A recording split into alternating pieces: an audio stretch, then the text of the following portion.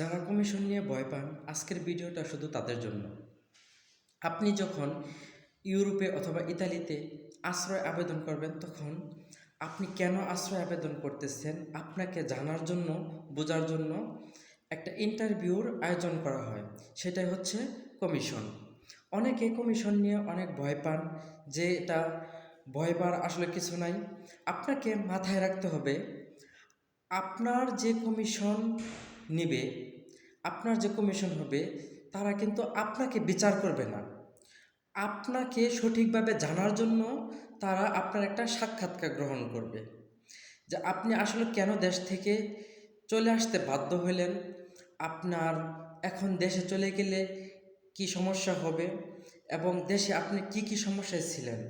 মূলত তারা কমিশন অফিসে যারা থাকে বা কমিশন ইন্টারভিউ যারা নেয়, তারা আপনাকে আপনার ঘটনাটা জানার জন্য বিস্তারিতভাবে আপনাকে প্রশ্ন করতে পারে।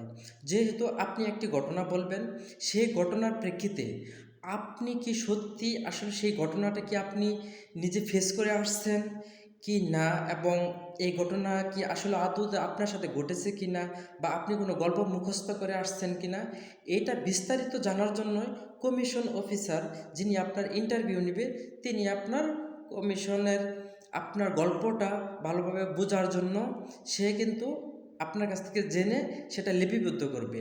কারণ হচ্ছে, যখন কমিশনের ইন্টারভিউর রেজাল্ট যখন দেওয়া হয়, তখন যে কমিশন নিতেছে আপনার, সে কিন্তু একা কমিশনের রেজাল্ট দেয় না। সেই ক্ষেত্রে আরও কিছু বিচারক থাকে, তারা সম্মিলিতভাবে আপনার কমিশনের রেজাল্ট নির্ধারণ করে।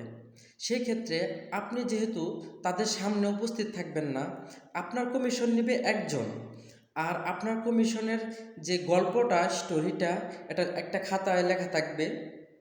সেটা কিন্তু ৪-৫ জন বা একাধিক বিচারক যারা আছেন, তারা সম্মিলিতভাবে সিদ্ধান্ত নেবে আপনাকে পজিটিভ দিবে নাকি নেগেটিভ দিবে।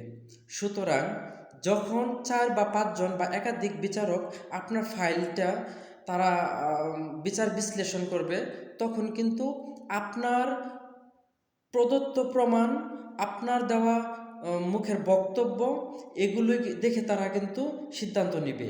তখন তারা কিন্তু আপনাকে দেখবে না। সো কমিশনে ভয় না পেয়ে নিজের গল্প যেটা আছে, সত্য গল্প বলার চেষ্টা করবেন।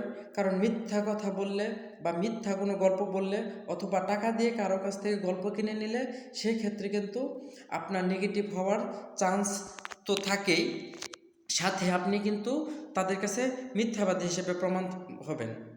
যদি আপনার একটি কথা মিথ্যা কথা ধরা পড়ে, তাহলে কিন্তু তারা ধরে নেবে আপনার সমস্ত কিছুই কিন্তু মিথ্যা। সো কমিশনে ভয় পাওয়ার কিছু নাই। আপনি আপনার ঘটনাটা, আপনার সত্য ঘটনা, আপনাকে যতই বিস্তারিত আপনাকে জিজ্ঞাসা করুক, সেই সামঞ্জস্য বা উত্তরই কিন্তু আপনার কাছ থেকে আসবে।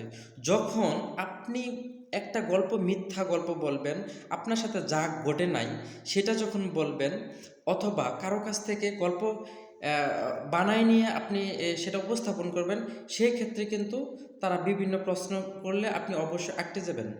সো সেই ক্ষেত্রে মনে রাখতে হবে, আপনার সাথে প্রকৃত যে ঘটনাটা ঘটছে সেটাই কমিশনে উপস্থাপন করুন, এবং নিজের উপরে কনফিডেন্স রাখুন। ইনশাল্লাহ আপনার কমিশন অবশ্যই পজিটিভ হবে। শুভকামনা রইল আপনাদের জন্য।